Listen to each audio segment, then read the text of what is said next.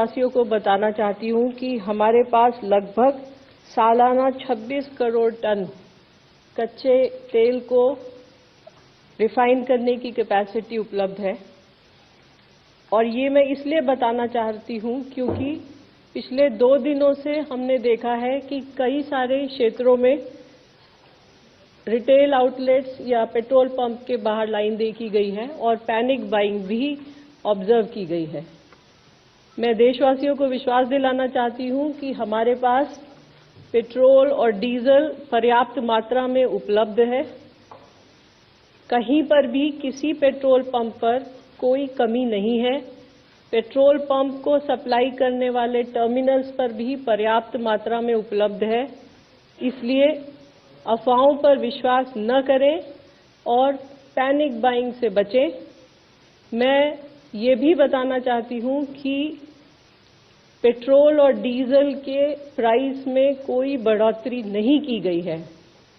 अतः मेरा आप सभी से आग्रह है, कृपया अफवाहों पर ध्यान न दें। इसी तरह घरेलू पीएनजी कनेक्शन भी भारत सरकार की प्रायोरिटी में सबसे ऊपर है और वहां पर 100% पीएनजी सप्लाई दी जा रही है। वासियों को बताना चाहती हूं कि हमारे पास लगभग सालाना 26 करोड़ टन कच्चे तेल को रिफाइन करने की कैपेसिटी उपलब्ध है। और ये मैं इसलिए बताना चाहती हूं क्योंकि पिछले 2 दिनों से हमने देखा है कि कई सारे क्षेत्रों में रिटेल आउटलेट्स या पेट्रोल पंप के बाहर लाइन देखी गई है और पैनिक बाइंग भी ऑब्जर्व की गई है। मैं देशवासियों को विश्वास दिलाना चाहती हूं कि हमारे पास पेट्रोल और डीजल पर्याप्त मात्रा में उपलब्ध है। कहीं पर भी किसी पेट्रोल पंप पर कोई कमी नहीं है।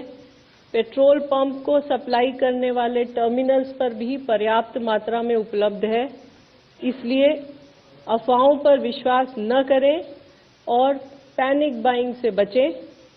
मैं ये भी बताना चाहती हूं कि पेट्रोल और डीजल के प्राइस में कोई बढ़ोतरी नहीं की गई है। अतः मेरा आप सभी से आग्रह है, कृपया अफवाहों पर ध्यान न दें। इसी तरह घरेलू पीएनजी कनेक्शन भी भारत सरकार की प्रायोरिटी में सबसे ऊपर है और वहां पर 100%